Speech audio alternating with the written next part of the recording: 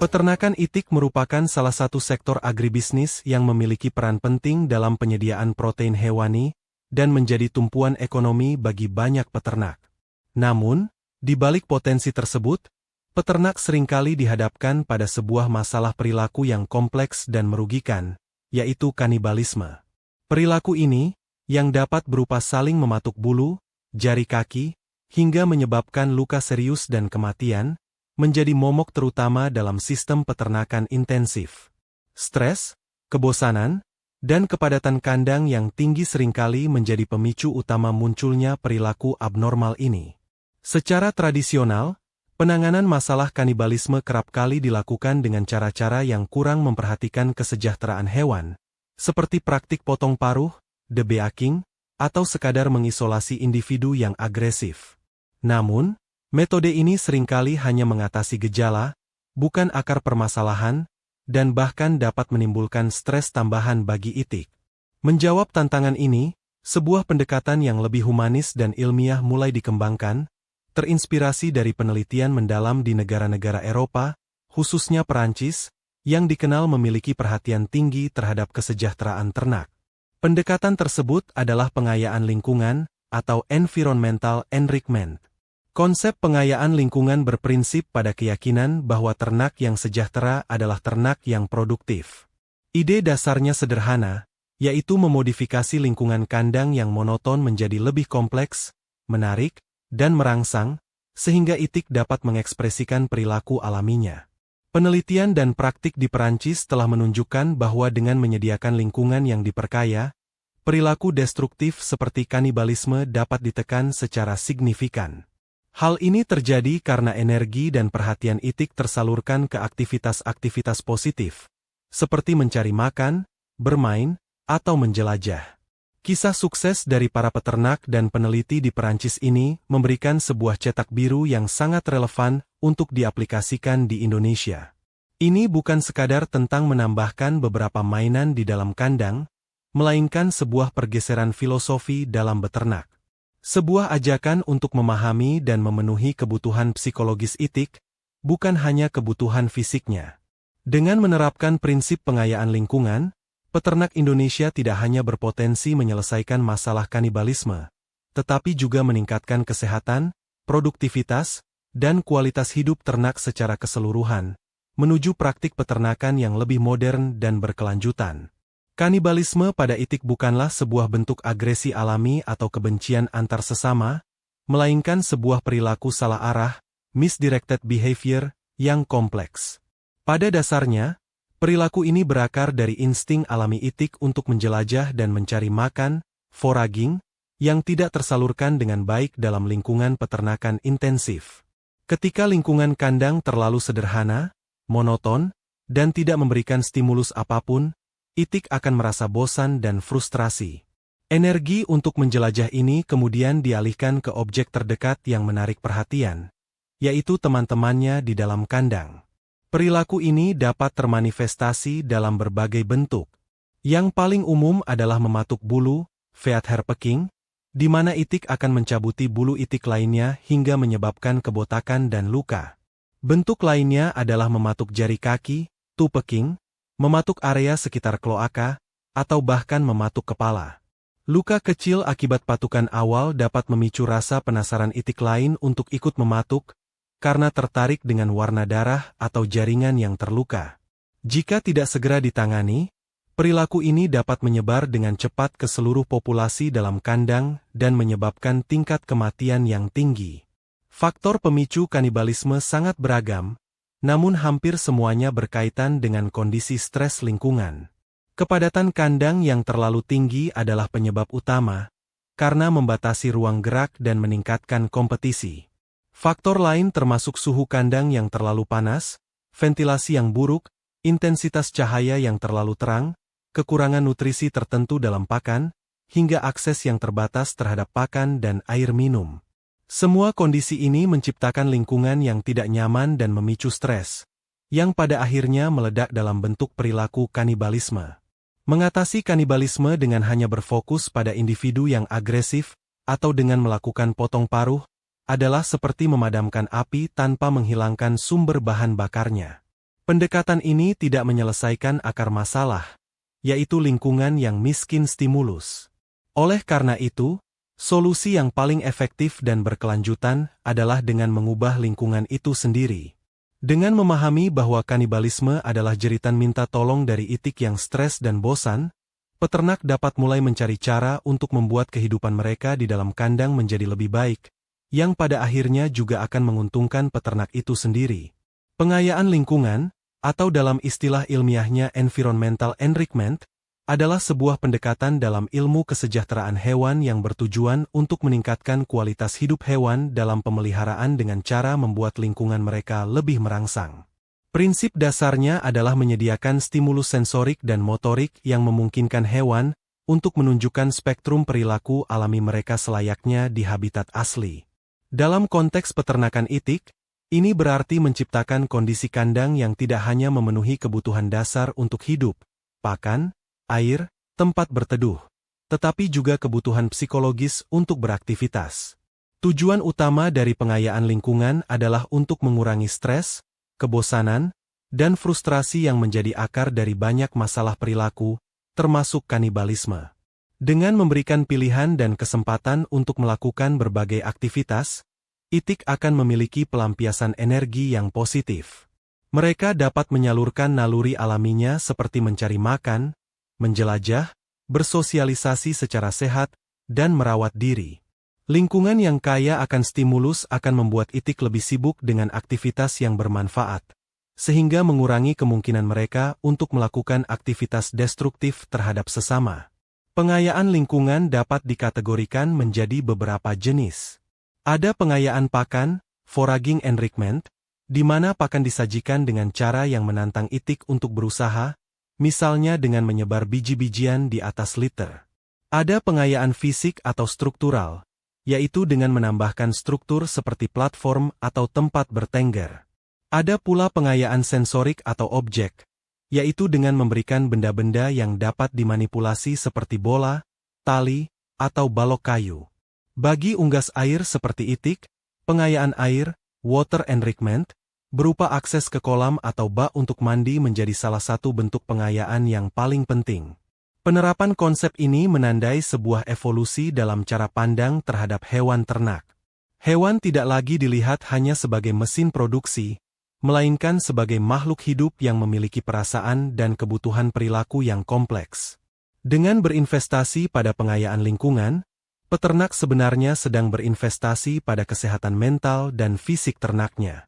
Ternak yang bahagia dan tidak stres terbukti memiliki sistem kekebalan tubuh yang lebih baik, konversi pakan yang lebih efisien, dan pada akhirnya menghasilkan produktivitas yang lebih tinggi. Perancis, sebagai salah satu negara produsen daging itik terkemuka di dunia, telah menjadi pelopor dalam penelitian dan penerapan standar kesejahteraan hewan yang tinggi, termasuk pengayaan lingkungan. Lembaga riset bergengsi seperti INRAE, Institut Nasional de Recherche pour l'Agriculture, l'Alimentation et l'Environnement, telah melakukan berbagai studi mendalam untuk mengidentifikasi metode pengayaan yang paling efektif untuk menekan perilaku kanibalisme dan meningkatkan kesejahteraan itik secara umum.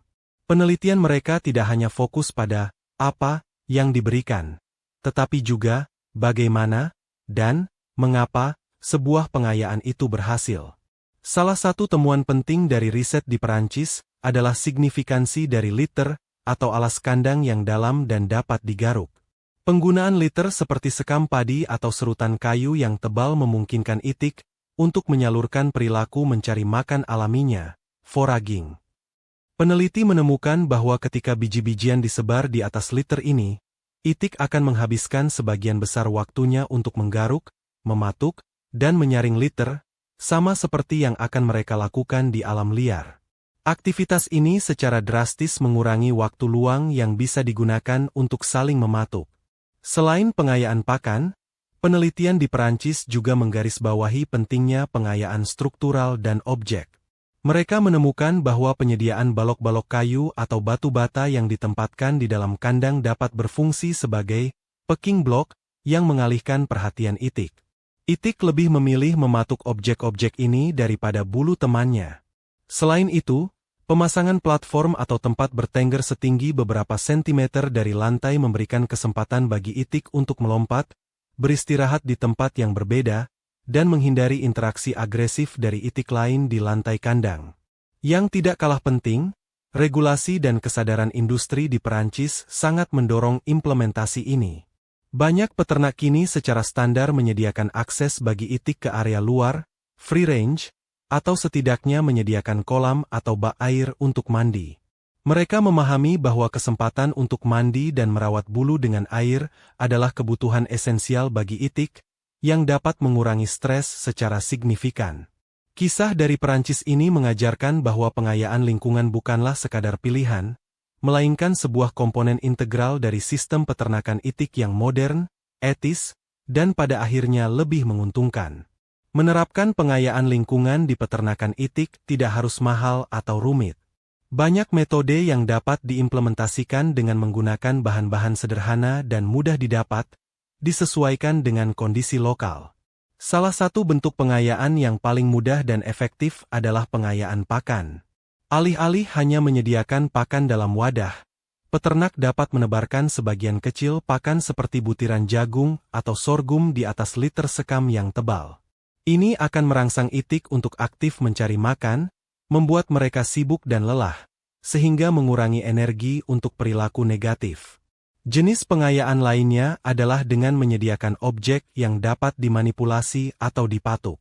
Peternak dapat menggantung beberapa ikat sayuran seperti sawi, kangkung, atau kol di dalam kandang, sedikit di atas jangkauan kepala itik sehingga mereka perlu sedikit berusaha untuk mematuknya.